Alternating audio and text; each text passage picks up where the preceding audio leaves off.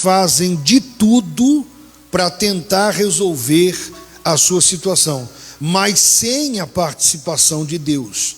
Ela não quer Deus. Ela diz que ama, ela diz que crê, ela diz que gosta, mas quando você olha, a realidade é outra. Ela não quer, ela quer fazer as coisas do jeito dela. E digo mais para você, porque muitas pessoas, elas não buscam a Deus, porque muitas pessoas, elas não estão nem aí com a fé, nem aí com as coisas de Deus. Por quê? Porque são pessoas materialistas.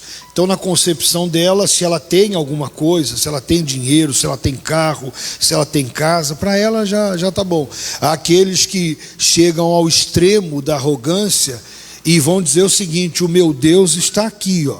Meu Deus está aqui, ó. Esse aqui é o meu Deus. Tem uns que chegam ao extremo da arrogância e diz isso. Por quê? Porque ele está preocupado com aquilo que é material, aquilo que os olhos veem, aquilo que as mãos apalpam, e ele acha que ele pode viver bem sem Deus, ele se sente autossuficiente.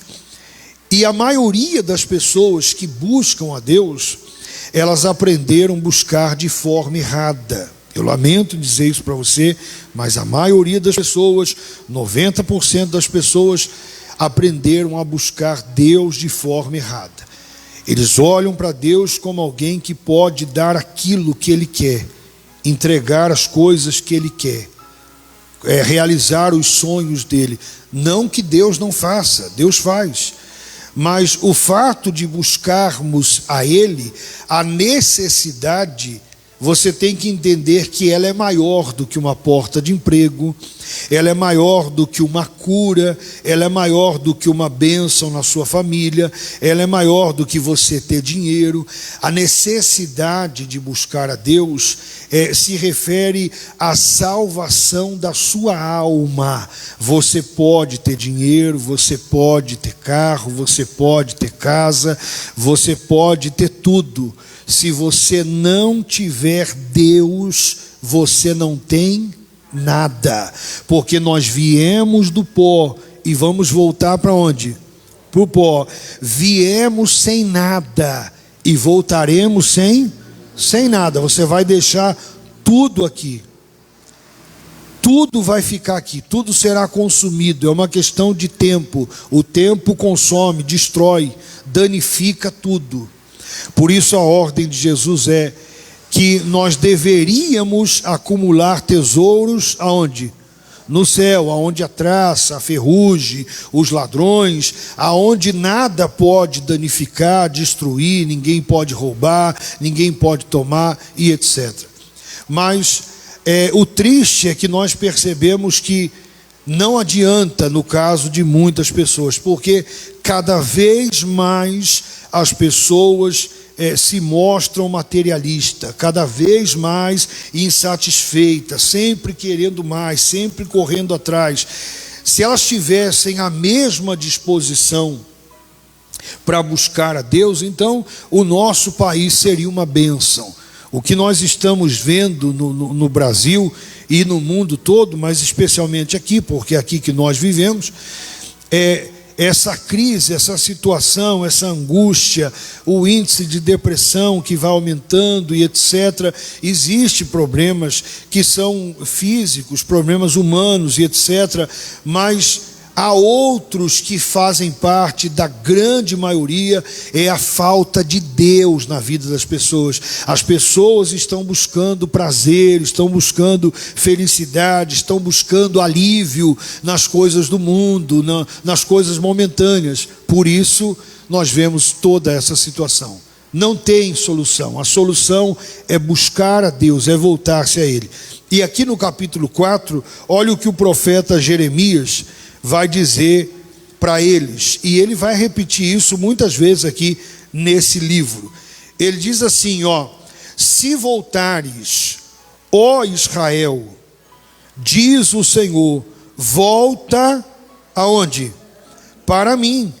Se removeres as tuas abominações de diante de mim, não mais andarás vagueando. Olhe para mim. Se voltares, ó Israel, para mim. uma observação aqui.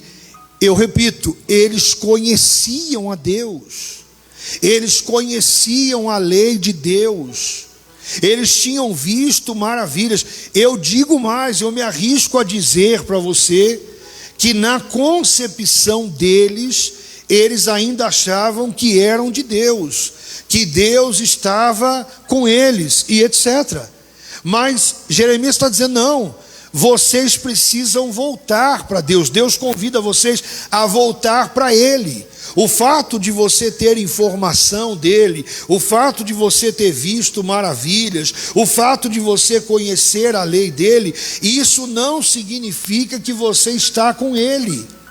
Isso não significa Satanás, preste atenção você que está aqui e você que me assiste, ninguém conhece tanto a Deus como Satanás, mais do que qualquer homem. Satanás conhece, ele veio de lá, ele conhece a Deus, e ninguém conhece a Bíblia mais que Satanás. O maior teólogo do mundo é Satanás, não, é Satanás. Ele viu escrevendo, ele conhece a exegese, a hermenêutica, ele conhece tudo.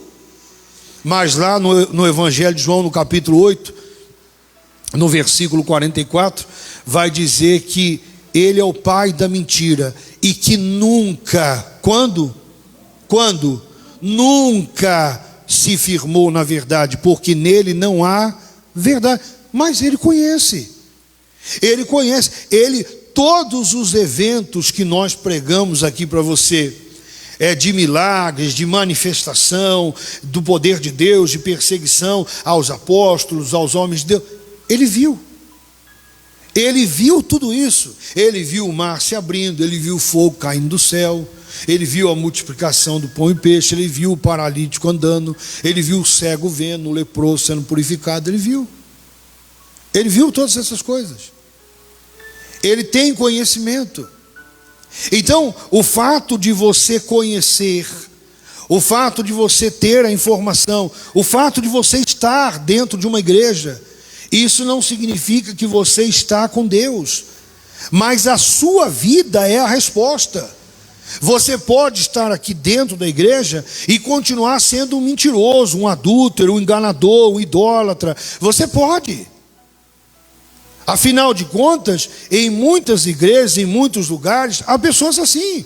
Elas estão dentro da igreja, mas ela continua na mesma prática. Ela é a mesma pessoa. Ela só acrescentou esse relacionamento entre ela e a igreja, a liturgia, ela faz parte do ministério, mas ela é exatamente a mesma pessoa. Ela é a mesma pessoa. Ela não nasceu de novo. E sem contar aqueles que se enquadram como eles aqui, que um dia experimentaram, um dia provaram, um dia testemunharam do poder de Deus, da glória de Deus, da manifestação de Deus, mas que em determinado momento, por não quererem dar ouvidos a Deus, acabaram se afastando. A nossa maior necessidade, eu quero dizer para você, não é as coisas que você vê, as coisas que você toca, os lugares que você procura, não. A nossa maior necessidade é da presença de Deus. Por exemplo, eu sempre deixo um texto aqui para você ler. Eu vou deixar para você ler essa semana Êxodo capítulo 33, aonde Moisés vai dizer para Deus: olha, se o Senhor não for conosco ou comigo, eu não vou. Então o Senhor já fala logo, o Senhor vai junto, o Senhor vai estar com a gente, nós estamos seguros. O Senhor já fala logo quem vai com a gente, porque se o Senhor não for, eu também não vou. Viver na dependência de Deus e entender que sem a presença dEle, você sempre estará frustrado, você sempre estará caído, você não vai conseguir levantar. Ele está dizendo, se, esse sim é uma condição, se voltares, ó Israel, diz o Senhor, volta para mim. Tem que voltar para mim. E qual é a prova que eu quero voltar para Deus, ou que eu estou em Deus? Olha o que ele vai dizer na metade do versículo 1: se removeres as tuas abominações de diante de mim. Não mais andarás o quê? Vagueando. O que é vagueando? Andar perdido, sem direção, sem rumo. Ele diz: essa situação que vocês estão é porque vocês precisam voltar para mim. E o primeiro passo de alguém que quer um compromisso com Deus é remover da sua vida tudo aquilo que está errado. Não diga eu quero Jesus, eu quero Deus, eu amo Deus, eu creio em Deus, se você não está disposto a renunciar ao que está errado. É mentira, essa adoração é falsa, ela é da boca para fora, essa não funciona, essa não transforma a vida de ninguém. A prova é que quando eu ouço a verdade de Deus, eu passo a lutar contra aquilo que Deus é contra. Eu me esforço contra aquilo que Deus é contra, para tirar da minha vida, para abandonar, para abrir mão. Jesus disse que o reino dos céus é tomado por esforço, e somente os que se esforçam se apoderam dele. Mas a salvação não é de graça, não é pela graça, é pela graça, é de graça, Deus oferece a todos, o que não significa que nós não teremos que lutar contra a nossa carne. É justamente porque eu creio na graça de Deus, é justamente porque eu quero a graça de Deus na minha vida, que eu sou movido a lutar contra os meus desejos, que eu sei que Deus os condena, eu sei que Deus é contra. É inadmissível, escute você que está aqui, você que está me assistindo, é inadmissível alguém dizer que crê em Deus, que confia em Deus, que serve a Deus e permanecer na mesma vida. É inadmissível isso, porque quando eu conheço a Ele, quando eu ouço a verdade, Jesus não mentiu, Jesus diz: conhecereis o quê? E a verdade vos libertará. A verdade, ela é bem clara em dizer para mim e para você que se nós nos arrependermos, pedirmos perdão, voltarmos para Deus, Ele é fiel e justo para nos perdoar, nos redimir, nos lavar e etc. Mas a mesma verdade diz também que se nós permanecermos no erro, nós estamos condenados ao inferno. Ah, é muito pesado ouvir isso. Pois é, mas você tem que ouvir isso aí. É exatamente isso. Não tem acordo, não tem amizade com o pecado. Ele é como um câncer, ou você tira da sua vida, ou ele vai destruir você. Não tem jeito. Então a ordem era: se voltares para o Senhor teu Deus, e Ele chamando, volta para mim, e remover as tuas abominações diante de mim, não mais andará vagueando. Essa falta de direção, se sentir perdido, estar do jeito que vocês estão, é porque vocês estão distantes de Deus. Embora o conheçam, embora conheçam a sua lei, embora tenha visto maravilhas, mas a sua conduta mostra que você está distante.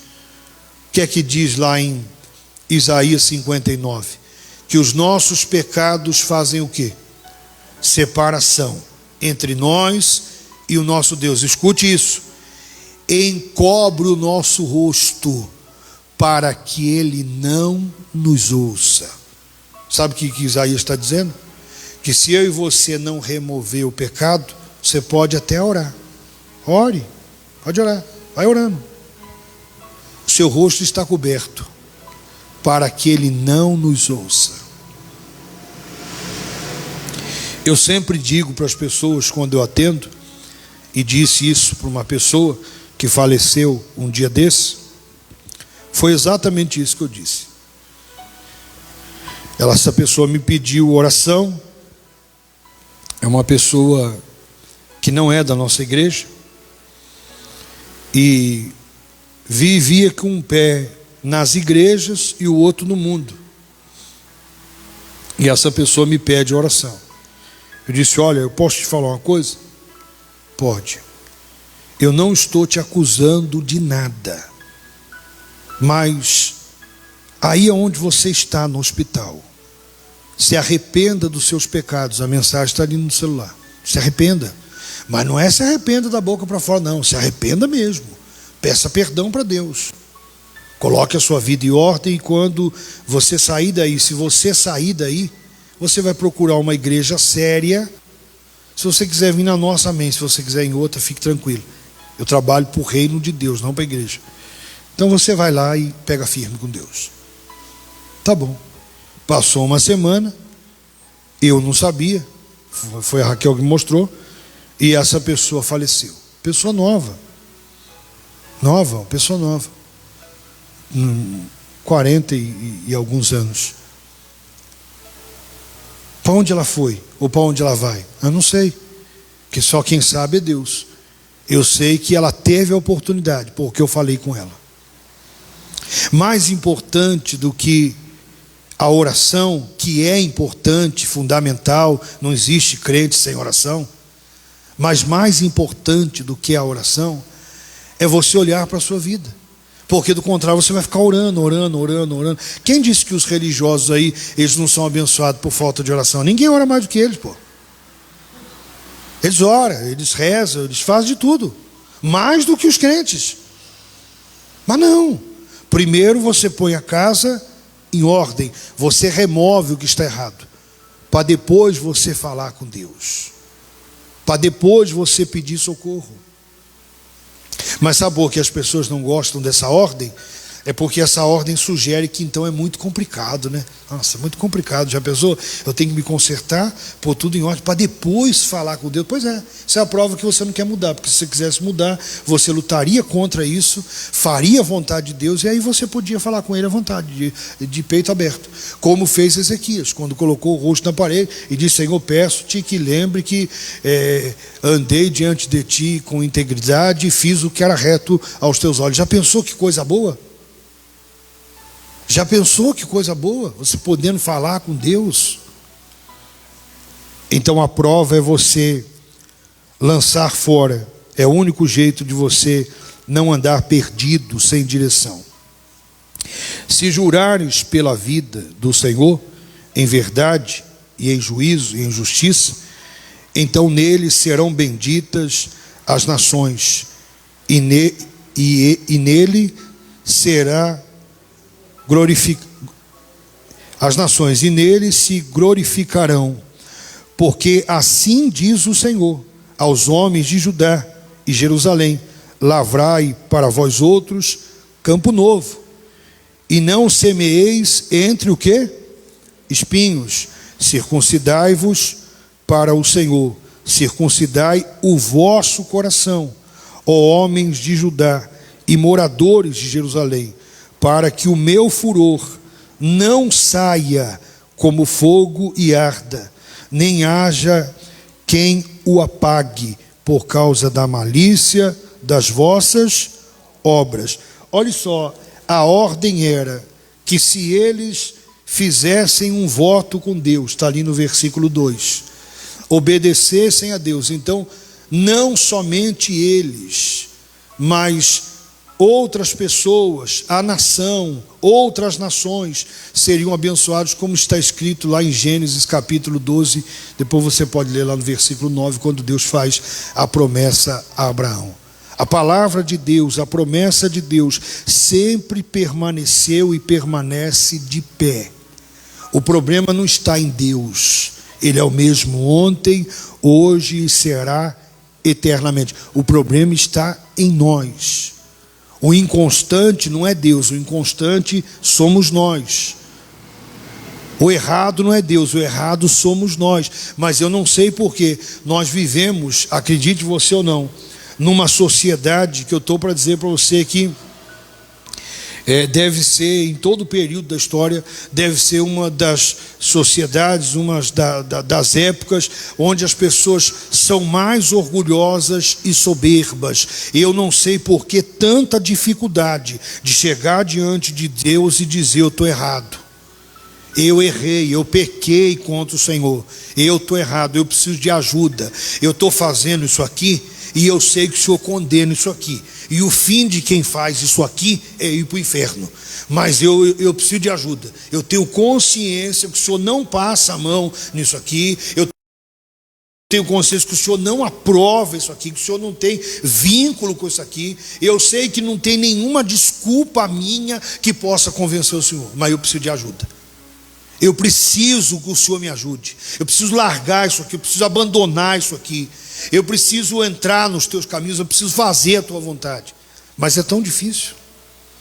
É tão difícil. Nós erramos e parece que quem está em falha, quem é? É Deus, parece que é Deus. Sempre tem essa impressão.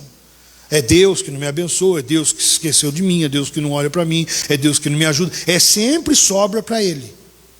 Já não basta o inocente pagar pelo culpado na cruz, ele ainda continua sendo culpado. Ele é o culpado até hoje ainda, ele é o culpado. Por que isso não acontece? Por que aquilo não acontece? Por que isso não sei o quê? Por que você não muda? Por que você não cria vergonha na cara? Por que você não toma juízo? Por que você não toma rumo? Por quê? Por que somos tão duros assim? Por que tem que ser assim? Lá nesse capítulo que eu mandei você ler, pedi para você ler de Êxodo 13 essa semana, tem uma parte do texto em que Deus fala para Moisés o porquê não vai no meio do povo. Ele diz assim, eu não vou no meio deles, porque se eu for no meio deles, eu vou ter que destruir eles, eu não vou suportar o que eles fazem, eu não vou. Então, para que a promessa se cumprisse, a promessa de Deus, Deus disse, eu vou enviar um anjo vai ir no meio deles, eu não vou. Esse povo é de dura cerviz, não se curva, não se dobra, são rígidos, são duros. Eu não vou. Se eu for, eu mato eles. Quem disse isso? Deus. É assustador? Pois é. Depois você lê na sua Bíblia. Êxodo 33. Ele disse, eu vou pôr um anjo aí. Eu não vou. Porque eles não querem. Eles querem a conquista. Eles querem alcançar o favor. Eles querem as bênçãos. Mas eles não querem a mim. Eles não querem me obedecer, eles não querem fazer o que eu mando, eles não querem fazer o que eu peço. E a maioria das pessoas, ou uma grande parte, elas são assim. Elas não querem Deus, elas querem as coisas de Deus. Elas não querem o abençoador, elas querem uma bênção. E Deus disse que eles seriam abençoados se eles voltassem, se eles removessem o que estava errado. Não só eles seriam abençoados, as famílias seriam abençoadas, a nação seria abençoada, as nações seriam abençoadas. Por exemplo, quando você lê aquela passagem lá de Crônicas, do capítulo 7, olhe para mim, uma passagem tão conhecida, né? Quando diz assim, se o meu povo, olha com quem ele está falando. Ele está falando com quem? Com o povo dele. Se o meu povo, olha só, o meu povo me buscar, orar, se humilhar, se arrepender, se converter dos seus caminhos, etc., então eu ouvirei dos céus, perdoarei o seu pecado e sararei a sua. Sabe qual é o problema da religião? A religião quer mudar os outros, quando na verdade nem eles mesmos mudaram. Se você ler o capítulo 23 de Mateus, Jesus combatendo a hipocrisia dos fariseus, é porque eles atavam fardos pesados, queriam impor lei nas pessoas, e Jesus disse, eles nem com um dedo move. São hipócritas. Eles falam uma coisa que nem eles mesmos fazem. Esse é o problema. O responsável da nação está assim, sem dúvida nenhuma é o pecado. Mas sabe quem são os culpados? Aqueles que são chamados crentes, evangélicos. É assustador, né, para você que está assistindo? Pois é, nós somos os culpados. Porque se dissemos que conhecemos a Deus, então por que não o honramos? Por que não obedecemos a Ele? Se temos a verdade, se temos o antídoto, por que não obedecemos? Queremos que o ímpio se converta, quando na verdade muitos de nós nunca se converteu. Queremos que o outro nasça de novo, e muitos de nós nunca nasceu de novo, Como vamos transformar alguém se não formos transformados? Como salva sem ser salvo? Isso é impossível. Isso é impossível. Então, quando nós obedecemos a Deus, nós somos abençoados. E essa bênção, ela nos acompanha. Essa bênção, ela vai alcançando outras pessoas. Quem obedeceu a Deus foi Noé. Não foi a família dele, foi Noé. Mas através dele, Deus salvou a sua família. Quando Paulo estava preso e houve lá o terremoto, e aquele carcereiro pergunta, depois, pergunta, o que faço para ser salvo? Paulo diz, crê no Senhor Jesus e será salvo tu e toda. Eu só posso levar a salvação se eu for salvo. Eu só levo transformação se eu for transformado. Como é que eu vou transformar se nem eu não fui? Então esse é o problema. Por que a nação está assim? Porque aqueles que se dizem crentes, servos de Deus, temente a Deus, muitos estão numa vida errada, na imundície, na prostituição, no adultério, na idolatria, etc. Como que vai mudar? Vai mudar como? Você quer um exemplo maior do que Daniel? A Babilônia não mudou Daniel. Daniel mudou a Babilônia toda. E ainda, através da vida dele, o rei Nabucodonosor se converte. Você só vê falar o lado terrível de Nabucodonosor, Talvez é porque você não leu. Leia o livro de Daniel. Nabucodonosor se converte ao fim da sua vida. Sabe por quê? Porque era inquestionável o que se via na vida de Daniel. Através da vida de Daniel, o Deus de Israel, ele foi conhecido. E através da minha vida e da sua? Será que Jesus é conhecido ou ele é difamado? Isso é muito sério.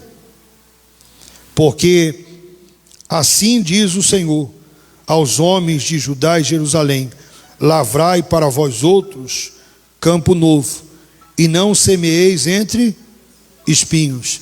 A primeira coisa antes de semear é cuidar do quê? Da terra, do solo. Primeiro você cuida dela. Não é só ir lançando, dependendo do que você vai plantar, não é só você lançar lá, nasça aí. Não é assim não. Você cuida do solo, você prepara a terra, para depois você lançar a semente. Há certos tipos de coisas que você planta, que tem até o tempo determinado, num período do ano, para que você plante. Que daí depois já vem a chuva e etc. Pois é. A ordem era que eles procurassem campos novos. Não semeasse mais entre espinhos. Semear entre espinho é perder o que tem. É certeza de fracasso. Não é o que Jesus diz lá na parábola do semeador? Que aquela que caiu entre espinhos, ela morreu. Ela foi sufocada. Tem gente que ela insiste nas mesmas coisas, no mesmo erro, na mesma conduta. Sabe quando é que isso vai mudar? Ou a vida dela vai mudar? Nunca. É preciso procurar campos novos. É preciso mudar.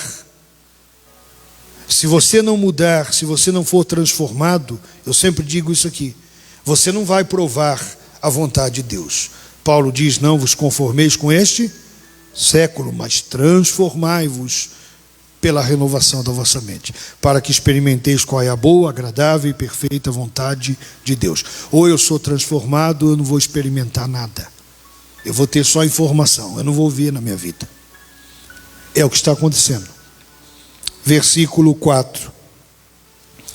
Circuncidai-vos para o Senhor, circuncidai o vosso coração, ó homens de Judá e moradores de Jerusalém, para que o meu furor, preste atenção, não saia como fogo e arda, e não haja quem o apague, por causa da malícia das vossas obras. A ordem era, ou eles se rendiam no coração, ou eles se convertiam de dentro para fora, ou então a ira do Senhor arderia sobre eles como fogo, o qual ninguém poderia apagar. Eu sempre falo aqui, cuidado, muito cuidado. O Deus que é amor, Ele é juízo também. Ele é justiça. Você vai ver na Bíblia muitas pessoas que foram punidas por Deus, tanto no Velho Testamento como no Novo. Por exemplo, no Novo Testamento você vê em Atos capítulo 5 a história de Ananias e Safira. Quem exterminou eles? Não foi o diabo, foi Deus. Apóstolo Pedro disse ainda: por que mentistes ao Espírito Santo? Você não mentiu para mim. Você já pensou se Deus resolvesse manifestar o mesmo juízo que manifestou em Ananias e Safira agora? Sobraria poucos, hein? Bem poucos. Pois é. Mas Ele é longânimo, está nos dando chance, oportunidade. Mas um dia, esse dia vai chegar. Aqueles que não aceitaram a verdade, aqueles que não se converteram, que não se renderam ao Senhor, terão que enfrentar o juízo de Deus. E ninguém poderá te livrar. Ninguém. O escritor de Hebreus diz no capítulo 10 que horrível coisa é cair na mão de um Deus vivo. Não é na mão do diabo, é na mão de Deus. Diz que é horrível. Isso não é para colocar medo em você, mas você precisa saber da verdade. Você precisa ter noção do que você está fazendo com a sua vida. Pecador, nós somos. Eventualmente erramos no pensar, no falar, no agir. Mas será que temos essa consciência? Será que temos maturidade para dizer: eu estou errado, eu não posso continuar nesse caminho, eu preciso de ajuda, eu vou buscar Deus, eu vou pedir perdão, eu vou me arrepender? Será que há essa consciência? Ou nós vamos empurrando com a barriga, achando que Deus aceita qualquer coisa? Não, tire isso da sua cabeça. O Deus da Bíblia nunca aceitou qualquer coisa e nem vai aceitar. Nada disso. Deus aceita só o melhor. Amor, Ele quer o nosso primeiro amor. Aquele que você não mede esforço, que você não mede sacrifício. Aquele que é intenso. Intenso. Ele cita isso aqui nesse livro aqui de Jeremias. Nós não vamos ler, mas ele cita aqui no capítulo 3, no capítulo 2, ele cita também que o povo deveria voltar para Deus também, porque Deus tinha saudade quando eles, como noiva, andavam no deserto. O deserto os obrigavam a buscar a Deus e a se santificar, porque ou buscava a Deus no deserto ou morria, porque a providência vinha de quem? Pois é. Guarde isso no seu coração, tanto você que está aqui como você que está aí na sua casa. Essa resposta só você tem.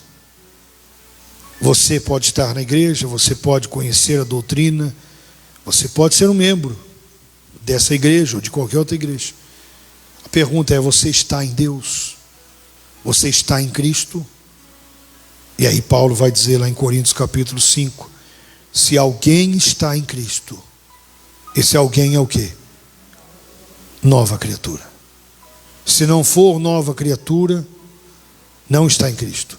Está na igreja, conhece a doutrina, mas não está em Cristo. Fique de pé no seu lugar. Meu Pai, quantos estão acompanhando essa transmissão e talvez há anos conheçam a Tua palavra, tenham informações teológicas, sabem de muitas coisas, conhece hinos, canções, já fez milhares de oração, mas talvez nunca nasceu de novo, ou talvez se afastou, está distante do Senhor. Enquanto não voltarmos para o Senhor, estaremos vagueando, perdidos, sem direção, sem perspectiva. Precisamos de forma urgente nos voltar para Ti, tirar da nossa vida e diante dos olhos do Senhor todas as abominações. É preciso olhar para nós, ver o que está errado e tirarmos da nossa vida, lançarmos fora, para que o Senhor possa nos perdoar, nos erguer e nos dar uma vida nova, Senhor. E muito mais do que isso, para que não tenhamos que sofrer a ira do Senhor, o juízo eterno. O Senhor é aquele que avisa antes. O Senhor nos avisa, o Senhor nos alerta, porque não quer que nenhum de nós venhamos perecer no inferno. Nos ajuda, Senhor. Tira de nós esse coração de pedra, tira de nós o orgulho, a soberba, nos dá um coração puro, verdadeiro. Nos ajuda. Nós precisamos da Tua presença. Aleluia. Tenho ouvido só falar do Teu poder. Quanto tempo eu te sirvo sem te conhecer. Esse Deus desconhecido, de quem tanto ouço falar. Ele derrubou muralhas. Esse Deus abriu o mar. Mas de que me adianta com os meus lábios te adorar, se a minha vida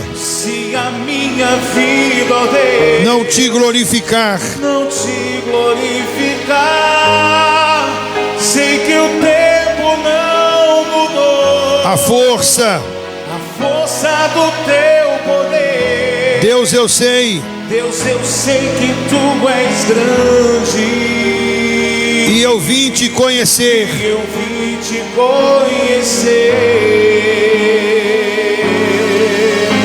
Me faz te conhecer. Transforma minha vida. Faz os meus olhos verem o que não viram ainda. Não quero informações. Se materialize em mim, ó Deus. Quem não conhece a Deus, quem não conhece a Deus, recua na batalha, mas quem conhece vai em frente, pois Ele não falha. Quem conhece ao Senhor na vida será sempre o vencedor. Me faz te conhecer. Transforma minha vida. Faz os meus olhos verem o que não viram ainda. Não quero informações. Se materialize em mim, ó Deus.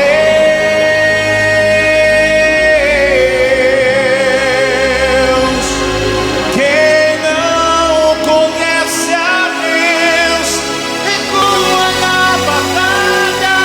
quem conhece vai em frente, pois ele não falha.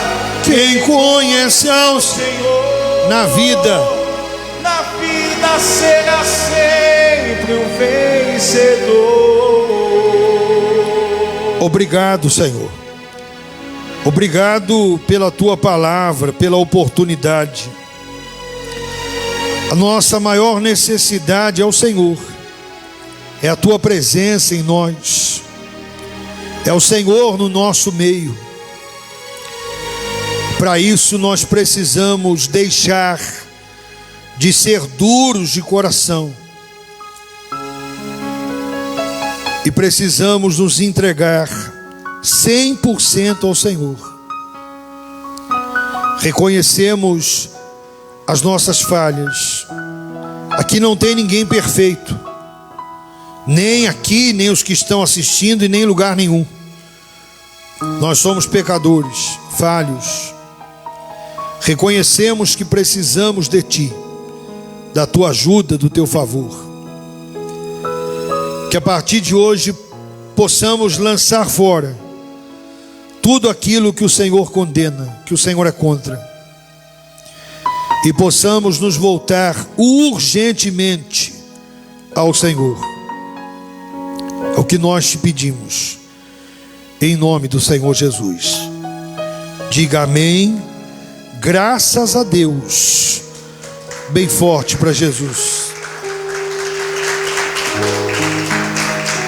Amém. Amém, gente.